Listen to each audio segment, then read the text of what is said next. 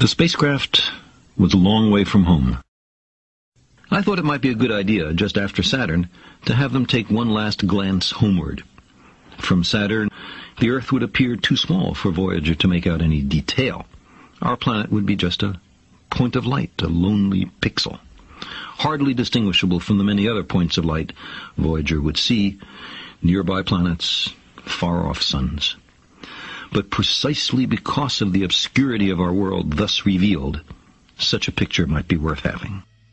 It had been well understood by the scientists and philosophers of classical antiquity that the Earth was a mere point in a vast, encompassing cosmos.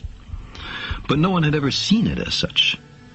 Here was our first chance, and perhaps also our last, for decades to come. So, here they are, a mosaic of squares laid down on top of the planets, and a background smattering of more distant stars. Because of the reflection of sunlight off the spacecraft, the Earth seems to be sitting in a beam of light, as if there was some special significance to this small world. But it's just an accident of geometry and optics. There is no sign of humans in this picture. Not our reworking of the Earth's surface, not our machines, not ourselves. From this distant vantage point, the Earth might not seem of any particular interest.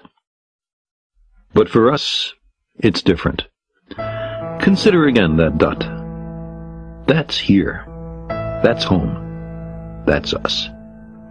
On it, everyone you love, everyone you know, everyone you ever heard of, every human being who ever was, lived out their lives.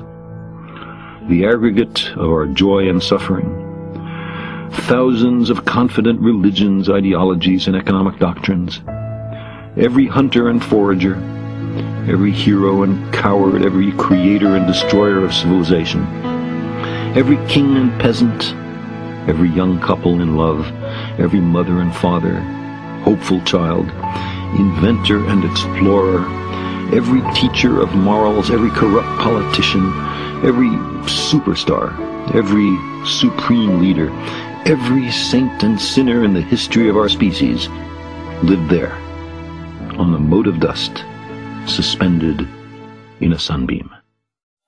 The Earth is a very small stage in a vast cosmic arena.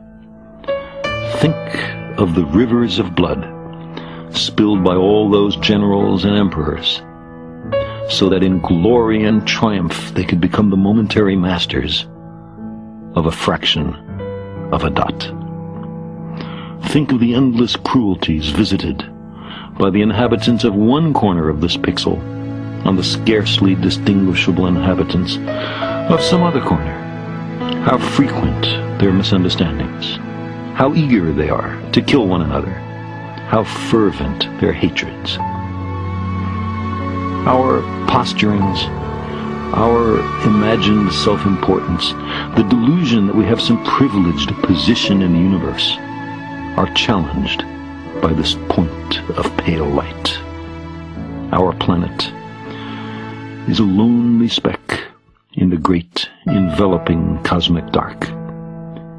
In our obscurity, in all this vastness, there is no hint that help will come from elsewhere to save us from ourselves. The Earth is the only world known so far to harbor life. There is nowhere else, at least in the near future, to which our species could migrate. Visit? Yes. Settle? Not yet. Like it or not, for the moment, the Earth is where we make our stand. It has been said that astronomy is a humbling and character-building experience. There is perhaps no better demonstration of the folly of human conceits than this distant image of our tiny world.